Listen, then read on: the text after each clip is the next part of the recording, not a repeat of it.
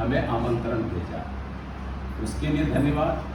तत्पश्चात माइक्रोफोन पर यानी मंच पर अवसर प्रदान करने के लिए आज संचालन की भूमिका अदा कर रहे परम आदरणीय विधान सर एवं इस प्रसाल में उपस्थित इस विद्यालय के विद्वान शिक्षकगण, शिक्षिका बहनें एवं इस देश के भविष्य जो किशोरावस्था की चुनौतियों को स्वीकार करते हुए अपने एवं साथ में देश के भविष्य के निर्माण में सजग, तत्पर, हमेशा प्रयासरत नौनिहाल बच्चों, आज यह जो अवसर है, यह मंच की महत्ता को हम इस ओर देखें कि हम सरकार के द्वारा लाए गए नई शिक्षा नीति NEP 2020 के तत्वावधान में इसके क्रियान्वयन हेतु जो उद्देश्य हमारे सामने रखा गया है या लाया गया, यह उद्देश्य की पूर्ति कैसे संभव हो सकती है। कोई भी नियम हो, कानून हो अथवा कोई कार्य योजना हो, उसकी सफलता इस बात पर निर्भर करती है उसका कार्यान्वयन कितनी सुगमता से संभव हो सके। चर्चा करें यूँ तो आज इस कार्यशाला में जो परिचर्चा का विषय हमारे सामने लाया गया है, उसमें 5 व्यंजन मुख्यतः परोसे गए हैं। उसमें से NEP 2020 पर विधान सर ने विस्तार पूर्वक यूँ कहें तो उतना विस्तार हो नहीं पाया, लेकिन उन्होंने प्रयास किया गागर में सागर भरने का। और जब गागर में सागर भरा गया हो तो उस पर मुझे बोलने का कोई ज़्यादा हमें नहीं लगता है, लेकिन एक विषय है तो मैं चाहूँगा 5 व्यंजन है, पांचों में थोड़ा थोड़ा मैं अपनी सोच, अपनी समझ और अब तक इसको हमने जिस रूप में लिया है आपके सामने प्रस्तुत कर दूँ। एक विषय आज जब हम यहाँ परिचर्चा कर रहे हैं तो समानांतर Varanasi G20 group of 20 countries का एक समूह है, वैश्विक संगठन है, जिसकी समानांतर बैठक यानी सदस्य देशों एवं आमंत्रित देशों के डेवलपमेंट मिनिस्टर्स की बैठक वाराणसी में चल रही है। आप जानते हैं कि 2008 में प्रथम ये G20 की बैठक वाशिंगटन DC में तत्कालीन राष्ट्रपति यूनाइटेड स्टेट के जॉर्ज W. बुश की अध्यक्षता में आयोजित हुई थी। 1999 में ही भारत को मेंबरशिप मिला था। तब से कंटिन्यू हमेशा प्रत्येक वर्ष इसका कोई अस्थायी मुख्यालय नहीं, प्रत्येक वर्ष कोई न कोई देश होस्ट करता है और वहीं के जो राज्याध्यक्ष होते हैं वही इसके अध्यक्ष होते हैं, चेयरपर्सन होते हैं। तो 1 दिसंबर 2022 से भारत की प्रधानमंत्री इसके चेयरपर्सन हैं और इस वर्ष G20 की बैठक भारत में ही होनी है, जिसके कई विंग की बैठक अब तक हो चुकी है। इसकी प्रथम बैठक पुणे में हुई थी, बंगलोर में 2 बैठक हो चुकी है, आपके भोपाल में हुई है और बनारस में अभी डेवलपमेंट मिनिस्टर्स की बैठक चल रही है। इस संस्था के गठन का, इस संगठन के गठन का मूल उद्देश्य था कि वैश्विक इकोनॉमी, अर्थव्यवस्था जो है उसको ग्लोबलाइज किया जाए, यानी कि प्रतिस्पर्धा के दौर में हम पीछे ना रहें। तो हम प्रतिस्पर्धा करें तो किससे करें? तो विकसित कंट्री से। जो डेवलप कंट्री है उसकी इकोनॉमी के मद्देनज़र हम लोग अपनी इकोनॉमी को डेवलप करें। होगा कैसे? जब एक प्लेटफॉर्म होगा, एक प्लेटफॉर्म होगा तो उस पर हम आपसी समस्याओं को साझा करेंगे, इकोनॉमी डेवलप करने की सोच डेवलप करेंगे और प्रतिस्पर्धा के क्रम में हम भी उस स्तर तक, उस मुकाम को हासिल कर सकें। इस प्रयास और प्रतिफल के साथ ये संगठन का गठन हुआ और आज तक ये जब उत्तरोत्तर विकास की ओर उन्मुख है और इसी परिप्रेक्ष्य में भारत भी एक समृद्ध और विश्व में अपनी उपस्थिति दर्ज करने वाला राष्ट्र बना है। और आज विश्व की आर्थिक स्थिति में हम पीछे नहीं, उत्तरोत्तर आगे बढ़ रहे हैं। इसी सोच और ये समझ के साथ हम लोग जो है वैश्विक, यानी कि जो अमेरिका अपनी विश्व शक्ति को की महत्वाकांक्षा कायम किए हुए है, आज उसके परिप्रेक्ष्य में उत्तरोत्तर हम भी विकास कर रहे हैं और कदम से कदम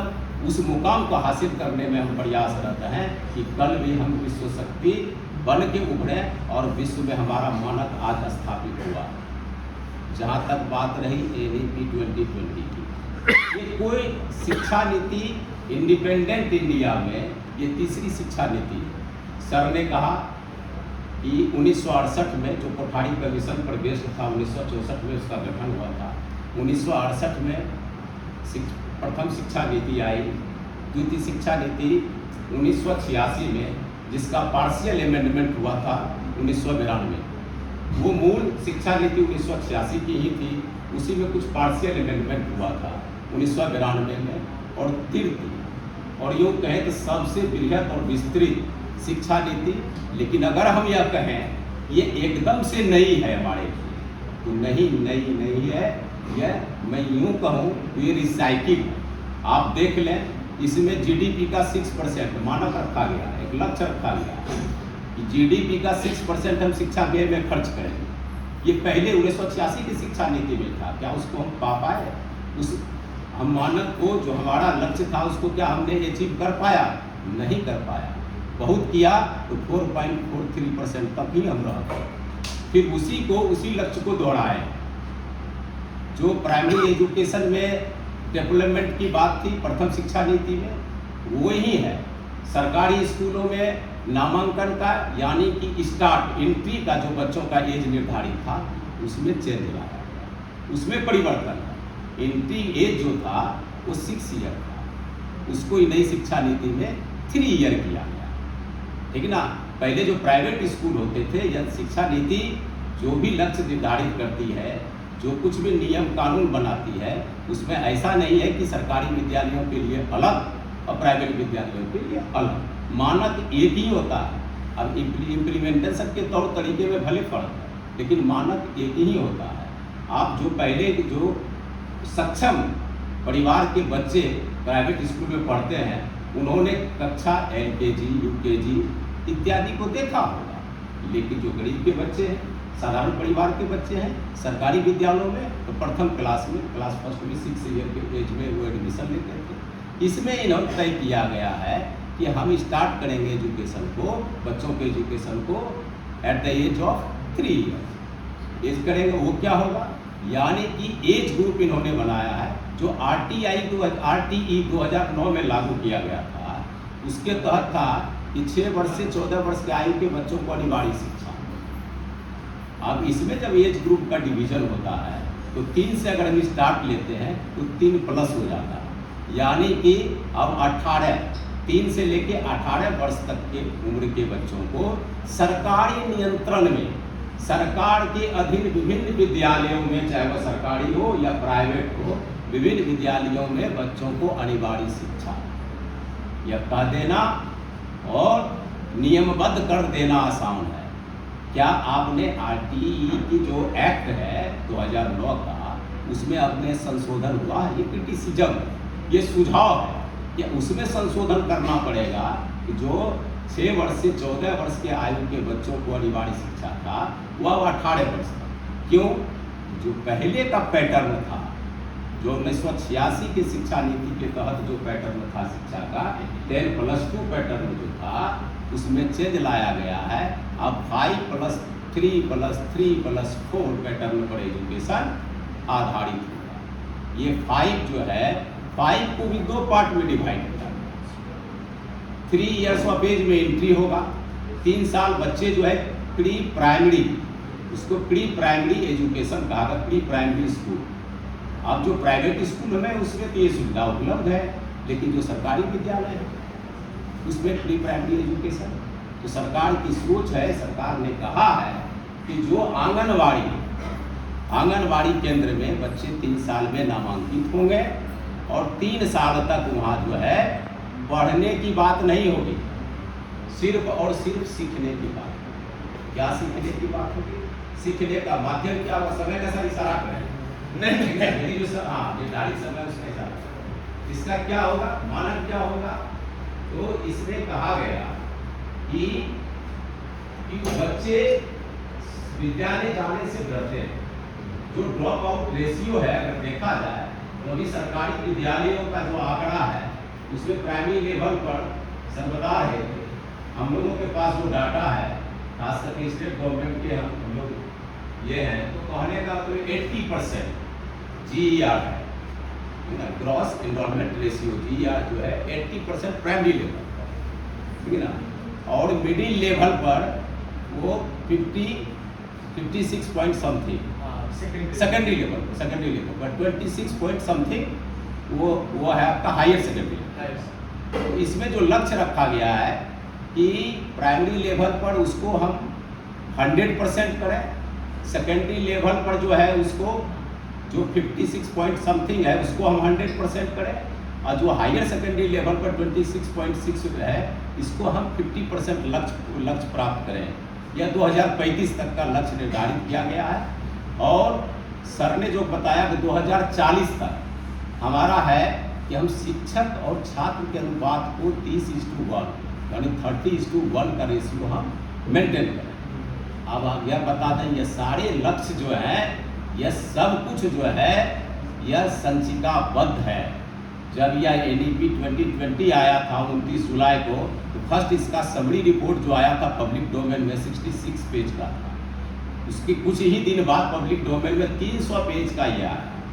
हमारे संविधान है इस बात का प्रमाण कि दस्तावेज में संकलित हो जाता है, सारे नियम कानून बद्ध हो जाते हैं, लेकिन उसका क्रियान्वयन कितना प्रतिशत हो पाता है, उसका इम्प्लीमेंटेशन किस प्रकार हो पाता है।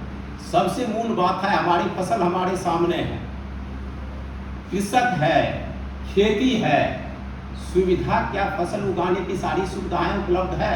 अगर सिंचाई की सुविधा होगी, मिट्टी को जो उर्वरा क्षीण मिट्टी हो चुकी उसकी उर्वरता बढ़ाने की अगर हमारे पास संसाधन होंगे तब तो हम सही फसल उगा सकेंगे, यानी खेत खलिहान हमेशा हरा भरा होगा। इसके लिए 5 पिलर्स एंड 3 गोल्स होना आवश्यक है, यानी कि 5 स्तंभों का होना आवश्यक है। हमारे पास स्ट्रक्चर इंफ्रास्ट्रक्चर होना आवश्यक है, हमारे पास एसेसेस टू लर्निंग होना आवश्यक है, हमारे पास लर्निंग आउटकम्स होना आवश्यक है, हमारे पास अंडरस्टैंडिंग होना आवश्यक है, हमारे पास गवर्नेंस होना आवश्यक है। ये सारे चीज अगर होते हैं तब जाकर के हमारा जो लक्ष्य है उसको हम 100% पा सकेंगे, हासिल कर सकेंगे। नई शिक्षा नीति कहा गया कि 1,25,000 संस्थाओं से, यहाँ तक कि पंचायत लेवल से महत्वपूर्ण संस्थाओं से विचार विमर्श कर सुझावों को लेकर यह नई शिक्षा नीति बनाई गई। 4 साल इस पर एक्सपेरिमेंट हुआ। तत्कालीन इसरो के प्रमुख थे M कस्तूरी रंगन साहब, वही इसके अध्यक्ष थे। लेकिन जब यह आया तो हम इस शिक्षा नीति में पाते हैं कि नया क्या है, तो नया है एज ग्रुप का चिन्हित। अब जो है pre primary, primary, middle level, secondary level, higher secondary level, तो ये एज ग्रुप का डिवीजन हुआ, इस लेवल में बाइफरकेट किया गया। लेकिन जो मूल बात है कि हम लोग जो शिक्षा को एक गोल हम लोग शिक्षा का एक निर्धारित कर चुके थे। बच्चों को पढ़ाते थे, पेरेंट का एक सोच था कि पढ़ो और नौकरी पाओ, मतलब पढ़ने का उद्देश्य ही कोई न कोई सरकारी नौकरी या कोई नौकरी पाओ। इसमें इस मिथ्य को समाप्त किया गया कि आप इस पर आधारित शिक्षा ना प्राप्त करें। आप ज्ञान आधारित शिक्षा सिर्फ आप पर ज्ञान थोपा जाए वो नहीं, आप सीखने के आयाम पर आधारित शिक्षा, experimental based knowledge, self creative knowledge, यानी कि ऐसा नहीं है कि हम आए क्लास में पढ़ा दिए, बच्चे पढ़ लिए और एक जो करिकुलम है यानी जो पाठ चर्चा है उसको हमें जो सिलेबस है, एक लेसन है, उसको हमने पढ़ा दिया, उससे संबंधित प्रश्न पूछे, परीक्षा पास किया, ऐसा नहीं। इसमें फ्रीडम यानी कि मल्टी डिसिप्लिनरी एक्शन पर आधारित, यानी कि आपको मल्टी इंट्रेंस मल्टी एग्जिट का भी ऑप्शन दिया गया। बच्चों की रुचिकर विषय पर पढ़ने की छूट दी गई आपको, आप नामांकन लें। और जो स्ट्रीम था, स्ट्रीमलेस एजुकेशन किया गया। जो स्ट्रीम था कि साइंस, पहले भी हम लोग को जानते होंगे कि पहले भी क्लास 8 से साइंस आर्ट हुआ हो जाया करता था। अब आपको फ्रीडम है क्लास 9 से आप अपने विषय का चुनाव अपने मन में पूर्ण करें, आपके अपनी इच्छा और हॉबी के अनुसार आप विषय को चुनें। अब क्लास 9 से अब जो है बोर्ड का जो था 10th बोर्ड और 12th बोर्ड, वो बोर्ड हटा नहीं, बोर्ड एग्जाम रहेंगे।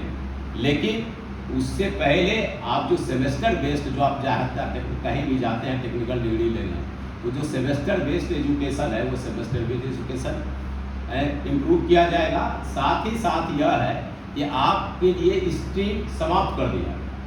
तो अब क्या, पहले आप सुने, हम लोग जानते हैं कि पटना में एक साइंस कॉलेज, बहुत सारे यूनिवर्सिटी में कोई कॉलेज होता है साइंस की, यूनिवर्सिटी होता है जहाँ सिर्फ कॉमर्स की पढ़ाई होती है, सिर्फ साइंस की पढ़ाई होती है। कॉलेज भी ऐसा, ढेर सारा ऐसा कॉलेज है जहाँ सिर्फ साइंस की पढ़ाई होगी, अथवा आर्ट कॉलेज है या कॉमर्स का कॉलेज है, सिर्फ कॉमर्स की पढ़ाई होगी। इसको आप चेंज करना पड़ेगा। जब आप मल्टी ऑप्शन देते हैं, फ्रीडम है बच्चों को विषय का चयन करने के लिए, तो आवश्यक यह होगा कि प्रत्येक संस्थान में आप स्ट्रीम को समाप्त करें, प्रत्येक संस्थान में वैसे शिक्षक को लाएं, हर विषयों की पढ़ाई प्रत्येक संस्थान में हो। ये सब किया जाना अभी क्या है, अभी ये विषय है, ये इस पर अभी काम हुआ नहीं है।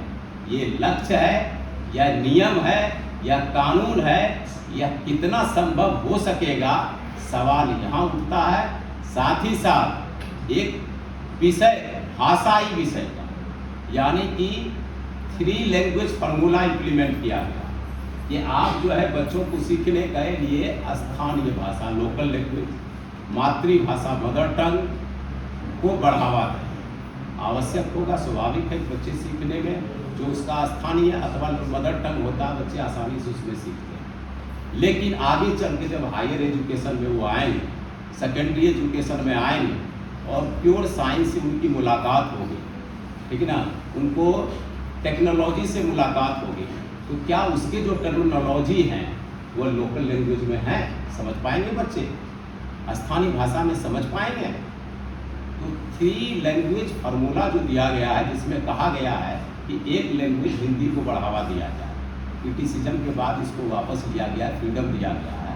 हम आप सभी जानते हैं कि शिक्षा जो है वो संवैधानिक व्यवस्था के तहत समवर्ती सूची में, कंकरेंट लिस्ट में, तो इसमें इस लिस्ट का एक ये महत्व होता है कि राज्य भी स्वतंत्र होते हैं कि इस विषय पर वो भी निर्णय ले सकते हैं, नियम बना सकते हैं। तो क्या सभी राज्य स्थानीय भाषा को अगर बढ़ावा, अपने अपने स्थानीय लोकल लैंग्वेज को बढ़ावा देते हैं, तो आगे चल के जो साइंस की पढ़ाई है, जो टेक्नोलॉजी की पढ़ाई है, उसके जो टर्मिनोलॉजी है, बच्चे रिसर्च के लिए विदेश जाते हैं, तो क्या वहाँ की जो विषय की टर्मिनोलॉजी है इससे रिलेटेड स्थानीय भाषा पे समझ पाएंगे बच्चे?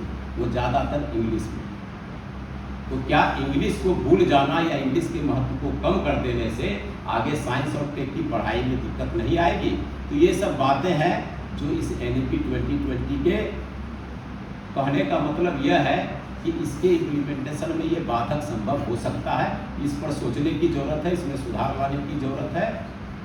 यथार्थ यह है कि कोई भी शिक्षा नीति लाई जाती है, बच्चों के भविष्य को, देश के भविष्य को सोच के लाया जाता है। अगर उसका सकारात्मक परिणाम हो, निर्भर इस बात पे करता है उसका क्रियान्वयन जो है वह सही तरीके से, सार्थक रूप से और सतर्कता के साथ और देश और अपने उज्जवल भविष्य की सोच के साथ अगर उसको लागू किया जाए, सही रूप से इम्प्लीमेंट किया जाए, इसके की 2 मुख्य आयाम होते हैं, हम शिक्षक और हमारे विद्यार्थी। अगर दोनों सतत रूप से अपने कर्तव्य के प्रति सजग और तत्पर रहें, तो निश्चित तौर पर जो सरकार की सोच है, जो नई शिक्षा नीति की सोच है, जो लक्ष्य है 2040 तक, हम निश्चित तौर पर प्राप्त करेंगे।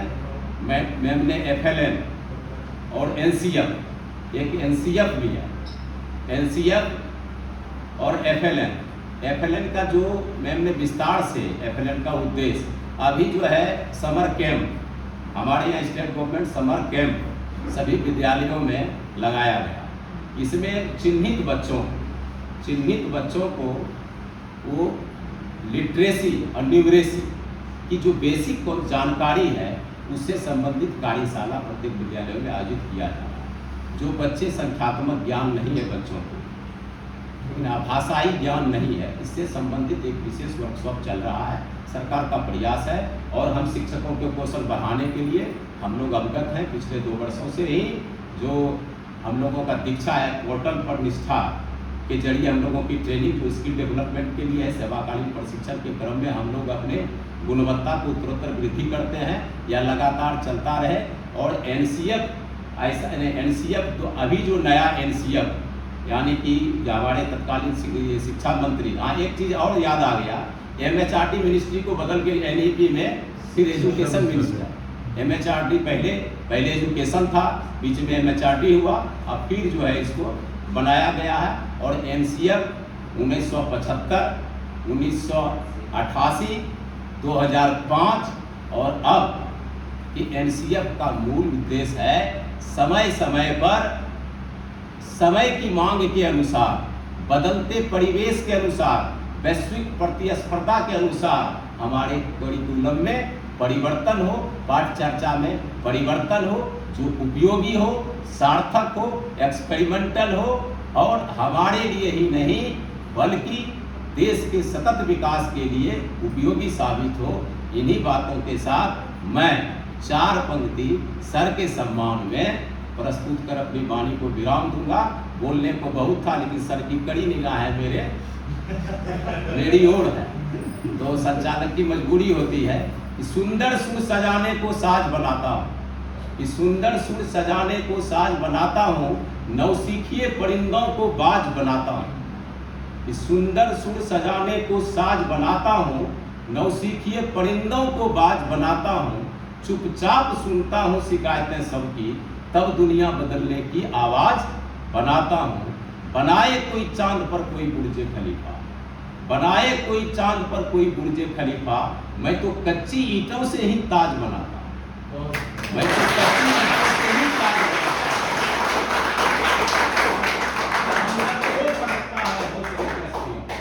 समंदर तो पड़कता है हौसले कश्तियों के, मैं तो डूबती कश्तियों का ही जहाज बनाता हूँ। मैं तो डूबती कश्तियों का ही जहाज बनाता हूँ। बच्चों के लिए इस तरह के आयोजन से हम शिक्षक अपने आप को ऊर्जावान महसूस करते हैं, यानी रिसाइकलिंग ऑफ एनर्जी तो होता ही होता है। आप बच्चे मोटिवेटेड हो। और आज हम धन्यवाद देना चाहेंगे कि हमारे 2 साथी जो 2 अपने अपने संस्थान के प्रिंसिपल हैं, हमारे शॉर्ट आमंत्रण पर ये आ गए, तो इनके लिए एक ताली तो बजनी ही चाहिए। सरकार निर्देश था अपने विद्यालय से 3 शिक्षक आ जाएंगे, तो मेरा प्रयास ये रहा है कि विभिन्न विद्यालयों के प्रतिनिधि के रूप में जाएं, 3 ही जाएं लेकिन विभिन्न विद्यालयों के प्रतिनिधि के रूप में जाएं, ताकि आज के इस कार्यशाला की उपयोगिता को ये अपने अपने संस्था में बिखेर पाए और बच्चों के बीच इसको शेयर कर पाए, हम अधिक लाभान्वित हो। बुलाने का यही उद्देश्य था। तो आसिफ सर का और आलम सर का हम तहे दिल से यहाँ एक धन्यवाद ज्ञापित करते हैं कि वो आए हैं और आज की शोभा को बढ़ाए हैं। तो अंत में बच्चे कहने को बहुत है, लेकिन अपनी मंजिल की ओर इशारा करते हुए आपको कर, मंजिलों से कह दो, मंजिलों से कह दो पहुंचा नहीं हूं मैं, रास्ते कठिन हैं पर ठहरा नहीं हूं मैं, ठहरा नहीं हूं मैं। बहुत बहुत धन्यवाद।